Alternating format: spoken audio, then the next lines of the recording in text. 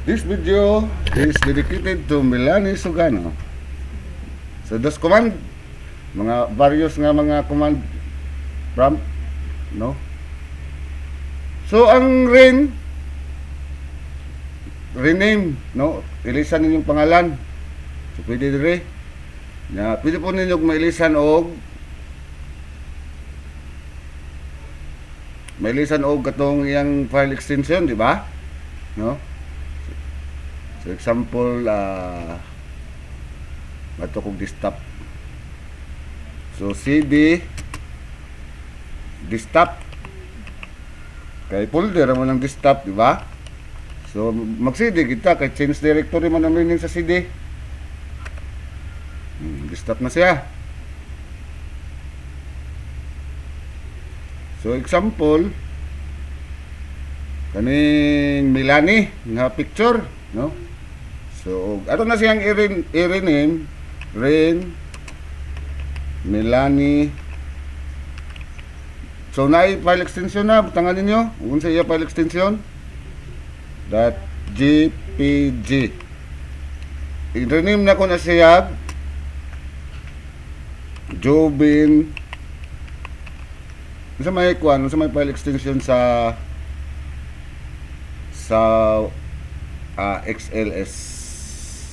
XLSX.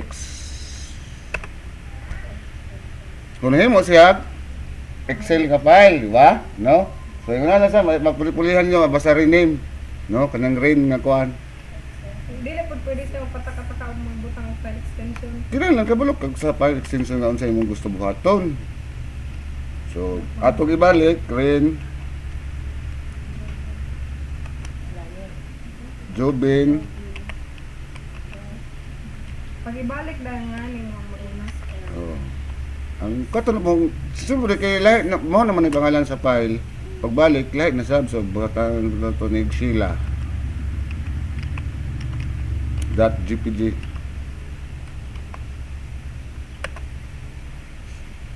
So nibalik siya pagka kuan picture niya na rename na kog sila. So mo na gamit sa rename ha.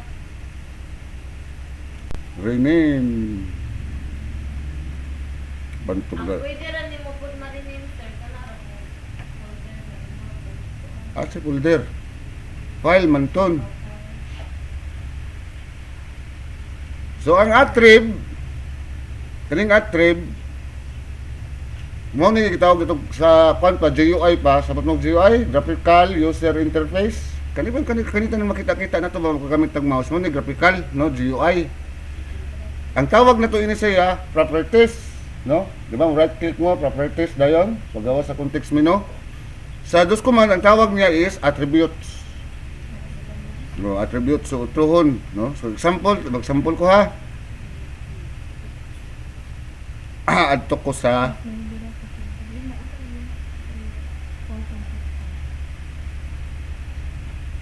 Ang birang bagay.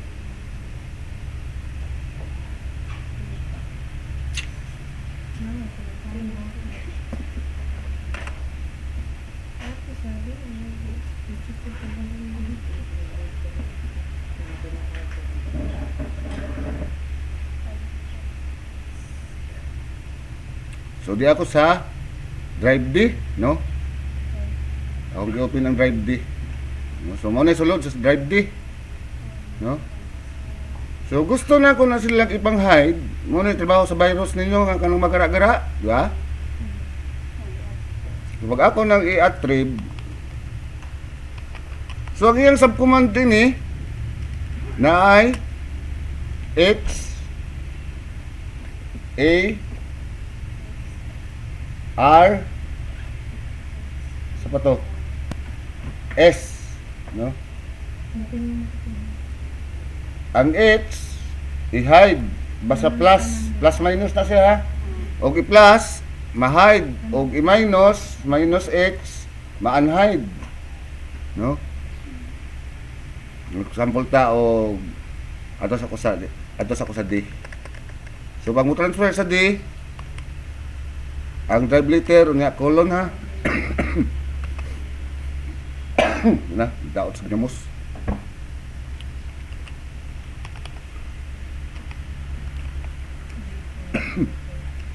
Attrib. Nako mo fix.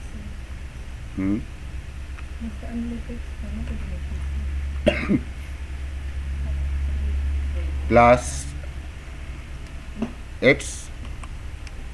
Ito na to kaning folder nga kuni. Try daw na to be. Ano sa puno?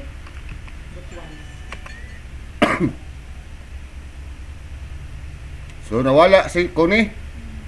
No, nawala, di ba? Plus Oh. H siya dahil after plus H. Oh. Plus ug atong pulihan. Sumuna yung bantayan kay diha ra ba mo ma-disgrasya permanente ka ng virus bitaw. So mo ni inyong trabaho ug nay magpa mingon sila ka nawala ang ilang file. Mo rin inyong buhaton, inyo lang i-attrib, no? Akong gi-minus H para mabalik tong kuning nga folder. O gibalik ng kuning. Mo ni trabaho sa attrib properties, no? Minus Oh. plus minus plus minus. So gibalik na to, i-hide na to si kuni. Nawa? O pag ibalik na to, di na to makita si kuni, no? So mag DIR ta, ang DIR ang directory sa sulod, no? May pawala. Og kanay pod og mag DIR ta, Minus H may pabalik. mag DIR ta, pag mag DIR ta, pag atong i-enter, so di na to makita ang kunin na folder, di ba? Wala kunin na folder. Pero kung ato na siyang i-DIR, sumpayan ninyo /A, pasabot ana all, no? DIR nga ay kuni, no? Makita na to mas naka-hide siya. Mo na ibot pasabot sa DIR. So pag dabig na maghatag sa inyo og flash disk nga wala, inyo sang i-DIR /A ug naa ba kadyod ug nay naka-hide, no? Og tabig makita niyo nga nay naka-hide, diha ra pud mo attrib mag-DIRA mo nga way nakita pasabot to either na delete or na reformat tong iya flash disk mo tong wala na file, no? So mo gamit na ta nag third party nga mga software, no, para maka-recover sa file. So mo na tong tun-an sunod mag-recover og file sa to ibalik si kuni. So, agi mo kung dahil na yung magpakanin mo, mag-AI ka o no? DIR una, no? /A. Pag naagali, nakita ka nga, pag open mo sa flash disk, walay sulod, blanco. Na pag DIRA ni mo na nakasulat diri mayon nini, ang bot pasabot ana, naka-hide siya. Uy, sa maning isa. Attrib ba din De, attrib minus H.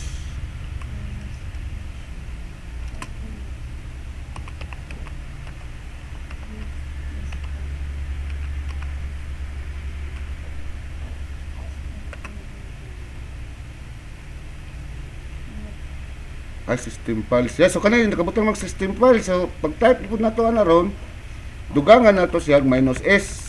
Ato siya ato siya delete na nato siya ipa system file, no? Ato i-try.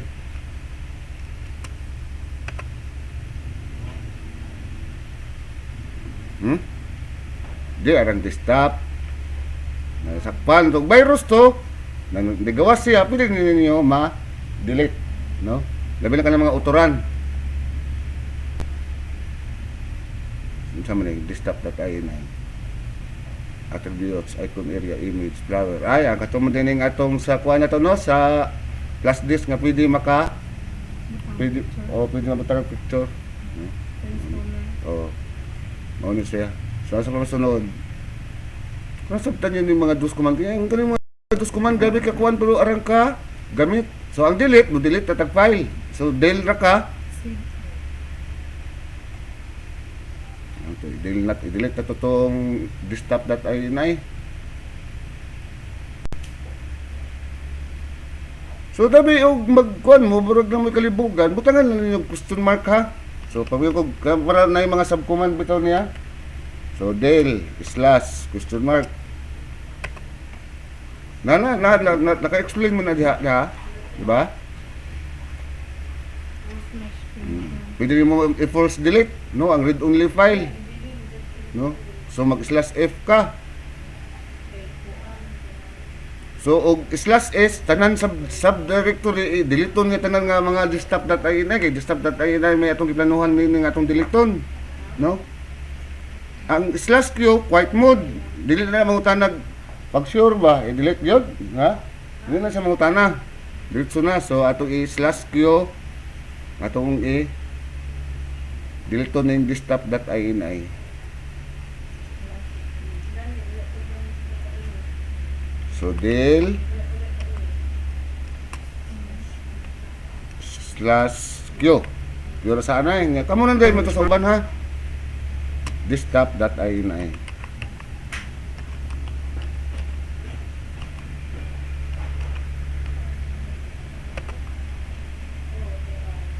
Ito nawala na ang ben apa sa recycle bin. Am to recycle bin dire. Pagpulihan naman nila. Naglibog. Mga bangkiitan ko yun yung akong estudyante. Wilib na gadjud ko.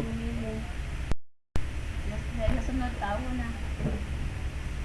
So sa ato pa, pag mag-delete day ka, o command prompt nimo, wala, delete na siya mo gawa sa recycle bin. No? Di ba sana mo right click delete ka? Delete kay shift delete. Burag yapog shift delete imong gamit, di ba? Sunod. So format mo na katong format to mga plus this muna na so pwede ni siya no. Nakita na mo ni paggamit siguro nako.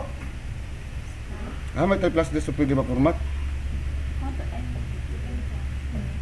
Wala no. So kani mo kung format pod nga kuan. Nga format o nga ato kanay usahay na kanang givirus nga kuan plus this.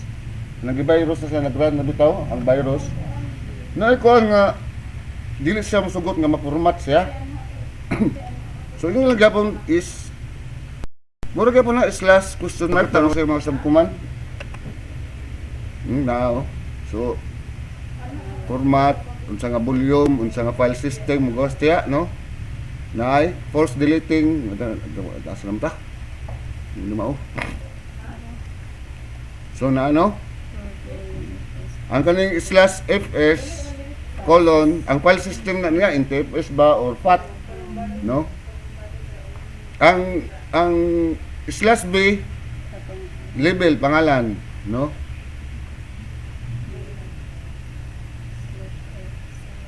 So ang Q quick format, no? Quick format.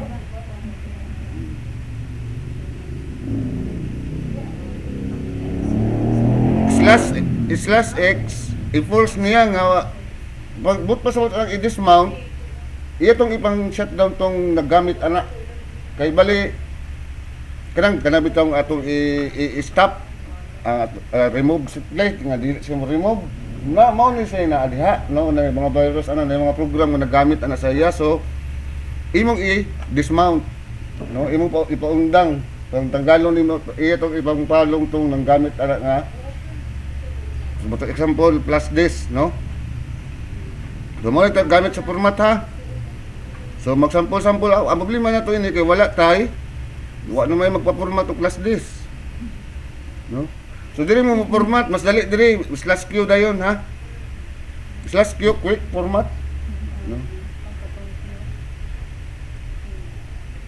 so quick format /Q ang kaning convert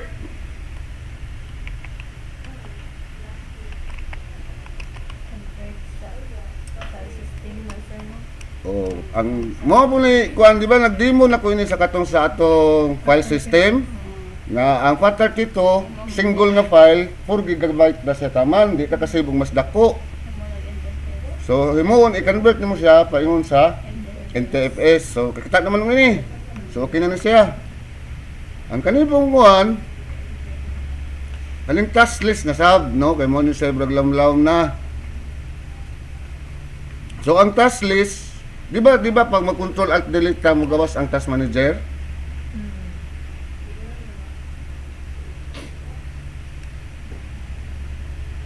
na mo gawas siya nga pag atong i-process manggawas tong mga .exe nga nang dagan di ba So maura gyapon ning taskless. Maura gyapon ning taskless. So pag mo taskless ko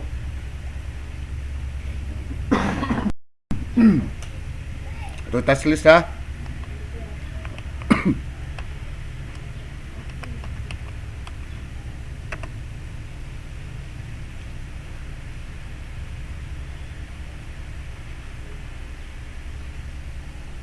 Nagloading pa siya, kaya dagan-dagan nag-run, no? Na siya ng gawas, no? Ng gawas siya, no? Na diri sa ibabaw, matanaw ninyo. PID, process identification, no? Muna tawag na to PID. So na po yung memory usage, makita ninyo pila iyang gigamit, no? Na memory. So dabi og example og naka mo virus mo ka jud ni kay na may porn labi na mayon nga nakabutang diri porn.exe ana bitaw yung ana nga kuan nga kanang dili na common sa inyo ba so pwede ninyo na diri tanggalon kay nay usahay kaning task manager nato kani dili niya makaya nga ma-stop ang virus no so diri ka sa task kill. Taskless kung task. Oh, mag-abay na silang duha. Sabi ka violente ning dos command no kay kill man gadto. Dito ang sa GUI na to stop process. So example, mo stop tong process, no? Ako i-stop ning task manager.exe. No? So ako ni siya kuanon i-patyon, no? Kay task kill man. So mo slash ko butangan ninyo PID. Kaya mas dali siya no, kasi pangalan PID. Ang iyang process ID number. So ang task manager, ang iyang process 3812, no? So 3812. Pag ato ni enter unsa may tabo?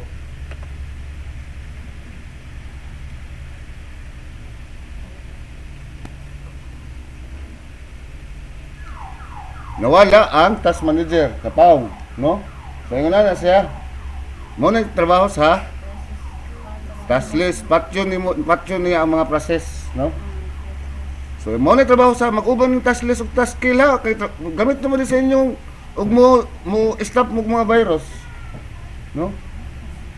Muna ningon bitaw ko sa inyo nga, at ang ato una, ang mga technician, matinga sila kay nga hadlok sila virus ang akong estudyante nga mga regular naghanap-hanap ng virus kay ilang practice-practicean ni dagan-daganon nilang virus nga ilang practicean ug usaon pag patay sa virus ni unsaon pag delete no so kita dili wala ta ka sample dili wala man tay virus dapat maghanap og virus ay mo kahadlok og virus no Skill. oh Imong butang sa virus. oh kana inyo butable butay virus no. So mo na ikon sa pag-troubleshooting ha, kani sila magamit-gamit ko dyan ninyo ni kay primero i-DIR ninyo, no? DIR, tanaw ninyo og nanagalin mga .exe dito nga naglahi na nga na uturan.inf, pasabot na nagni virus nga class this, no? So pwede na din mo lang i-attrib. Ang paggawas nimo to, pagkahuman i-deal. No? Dapat nag-run na siya, pag-deal nimo dili mawala. Pasabot nakaran ng virus, kay mo gi-double click nga dapat diri mo tato sa folders, di ba? No, dili ta mag-double click og task list og wa ta salig, no? So kaning task list og task kill pud dai imong gamiton kay para mag-task list ka para makita ni mag-unsay iya process ID number. No, bago ka mo task kill, no? So dedicated mo ni kay Milani, expected na ko nga perfect si Milani kay mag-quiz ta ha. Number 1. Review sa mo. Review. Sige.